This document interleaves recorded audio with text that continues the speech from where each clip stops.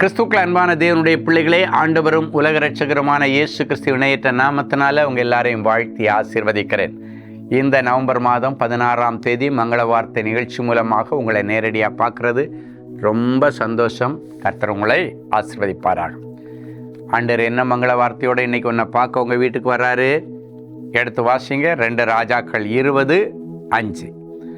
உன் விண்ணப்பத்தை கேட்டேன், உன் கண்ணீரை கண்டேன், இதோ நான் உன்னை குணமாக்குவேன்.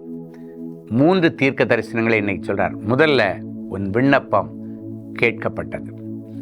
எதை நினைச்சு ஆண்டவரிடத்துல ஜெபிச்சிட்டு இருக்கிற, எந்த காரியத்துக்காக ஆண்டவரிடத்துல எஃபர்ட் போட்டு உபவாசம் இருந்து பொருத்தனை பண்ணி நீ ஜெபிச்சிட்டு இருக்கிறியோ அந்த காரியம் கர்த்தராலே உனக்கு ஆயிற்று. ஜெபத்தை கேட்கிறவர் என்பது உடைய நாமம். பல நாட்களா ஏதோ ஒரு பிரச்சனையிலேருந்து வெளியே வர்றதுக்கு ரொம்ப நாளாக ஜெபம் பண்ணிட்டு இருக்கிறேன். வழக்கிலேருந்து வெளியே வர்றதுக்கு ஜெபம் பண்ணிட்டு இருக்கிறேன். எப்படியாவது இந்த வாரிசுதாரர் வேலை எனக்கு கிடைக்கணும் அரசாங்கத்தில் எதிர்பார்த்துட்ருக்கேன். எப்படியாவது இடிக்கப்பட்ட என் வாழ்க்கை எனக்கு கட்டப்படணும் ஆண்டவரை மறுபடியும் எதிர்பார்த்துட்டு, எப்படியாவது என் புருஷன் என் கூட வந்து சேர்ந்துடணும், எப்படியாவது சண்டை போட்டு போன பிள்ளை என்கிட்ட வந்துடணும். இந்த விண்ணப்பங்கள் எல்லாம் உனக்கு கேட்கப்பட்டது. இன்னைக்கு ஒரு நல்ல செய்தி, சுக செய்தி வரும். 2வது, உன் கண்ணீரை கண்டேன்.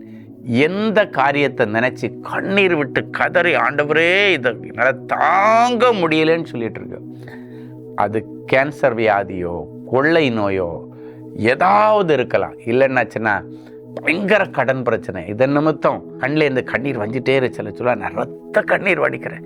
இந்த ரத்த கண்ணீரை ஆண்டவர் பார்க்கலையா? இந்த ரத்த கண்ணீரை என் பிள்ளைங்க கண்டு காணாமல் இருக்காங்களே, டெய்லி ரத்த கண்ணீர் வடிக்கிறேன்னு. உன் ரத்த கண்ணீருக்கு இன்றைக்கு கணக்கு தீர்க்கப்படுகிறது. யாரெல்லாம் தேவ சமூகத்தில் கண்ணீர் விட்டாங்களோ அற்புதம் செய்த ஆண்டவர், எசேக்கியாவுடைய கண்ணீரை கண்டு ஆயுசை பெருக பண்ணின ஆண்டவர், மரண படுக்கையை தள்ளி போட்ட ஆண்டவர், மாற்றி போட்ட ஆண்டவர் உனக்கு ஒரு அற்புதம் செய்வார். 3, நான் உன்னை குணமாக்குவேன். என்னென்ன வியாதி கடைசி வரைக்கும் இருக்கும், நீ சாகிறது வரைக்கும் இந்த வியாதியை மாற்ற முடியாது, மனசை தேத்திக்கோ, மாத்திரை எடுத்துக்கோ சொல்லியிருக்கலாம். ஆனாலும் கர்த்தர் சொல்கிறாரு, நான் உன்னை குணமாக்குவேன். பிளவு வியாதி எசேக்கியாவுக்கு வந்துச்சு. அதில் அவன் சாக வேண்டியது தான். மரணத்திற்கு ஏதுவான வியாதி அது அனுமதிக்கப்பட்டது. அந்த ஆண்டவரை நோக்கி அவன் கதறின பொழுது, அழுத பொழுது கர்த்தர் அவனை குணமாக்கி 15 வருஷம் எக்ஸ்டென்ஷன். நிறைய பேர் வீட்டில் மரணத்தோடு போராடிட்டு இருக்கிற பெற்றோரை பார்க்குறேன். மரணத்தோடு போராடி கொண்டிருக்கிற வாலிப பிள்ளையை பார்க்குறேன். பிள்ளைக்கு ஆக்சிடெண்ட் ஆகிடுச்சு, பிரெயின் டேமேஜ் ஆகிடுச்சு, அதனால் கை கால் விழுந்து போச்சு, இடுப்புக்கு கீழே விளங்கலை. கவலைப்படாத, ஆண்டவரிடத்தில் கதறு. கர்த்தர் இன்றைக்கும் அற்புதம் செய்கிறவர். முடவனை நடக்க வைத்த ஆண்டவர் உன் பிள்ளையை நடக்க வைப்பார். ஐயோ, இந்த சின்ன வயசுல என் புருஷன் ஆக்சிடெண்ட்டில் கை கால் விளங்காமல் இடுப்புக்கு கீழே விளங்காமல் ஆயிட்டாரே, ஐயோ ஆண்டவரே, நான் இந்த வாலிப வயசில் இந்த கொடுமையை எப்படி தாங்குவேன்? ஆண்டவரிடத்தில் பொருத்தனை பண்ணி ஜெபம் பண்ணுங்க. ஆண்டவரிடத்தில் உபவாசம் இருந்து ஜெபம் பண்ணுங்க. ஆண்டவருக்கு ஒரு செகண்ட் தான். துள்ளி குதித்து எழுந்து நடந்து நின்று தேவாலயத்துக்கு போன பிறவியிலே சப்பானியாக இருந்தவன். கர்த்தர் அப்படிப்பட்ட அற்புதங்களை உங்கள் வீட்டில் செய்வார். சரி, நல்ல சாட்சியை கேட்கலாமா? சிஸ்டர் அனுராதா, சென்னை. என்னுடைய சகோதரியின் மகள் 8 வயது. அவள் மிகுந்த பலவீனமாக இருந்தாள். மருத்துவமனைக்கு அழைத்து சென்றோம். மருத்துவர் பலவிதமான பரிசோதனைகளை செய்து பார்த்துவிட்டு அவளுக்கு யூரினரி ட்ராக்ட் இன்ஃபெக்ஷன் மற்றும் கிட்னியில் சீழ் பிடித்துள்ளது, சீழ் பிடிச்சிருச்சு கிட்னியில் என்று சொல்லி மருத்துவ அறிக்கையை தந்தார்கள். நான் தேவனின் அன்பு ஊழியங்களின் ஜெபகோபுரத்தில் வந்து இந்த பிரச்சனையை குறித்து நான் ஜெப ஊழியரிடம் சொல்லி ஜெபித்து வந்தேன். தேவனின் அன்பு ஊழியங்களின் ஜெபகோபுரத்தில் ஏறெடுத்த ஜெபத்தை கேட்டு கர்த்தர் என்னுடைய சகோதரியின் மகளுக்கு அற்புத சுகத்தை கொடுத்தார்.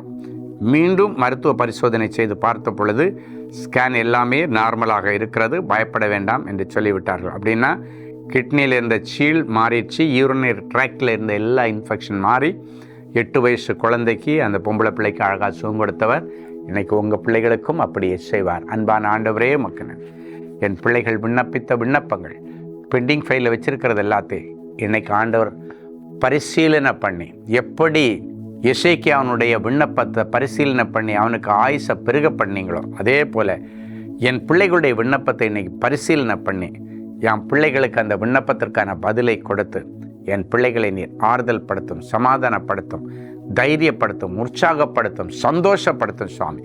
இவர்கள் கண்ணீரை கண்டு என் பிள்ளைகளுக்கு மனம் இறங்கி அந்த கண்ணீருக்குள்ளால் இருக்கிற வேதனையிலே ஆண்டவர் ஒரு அற்புதத்தை செய்து என் பிள்ளைகளுடைய கண்ணீரை எல்லாம் துடைப்பீராக. வேதம் சொல்லுகிறது, உங்கள் எல்லாருடைய முகத்தில் உள்ள கண்ணீரை துடைப்பேன் என்று சொன்னீரே.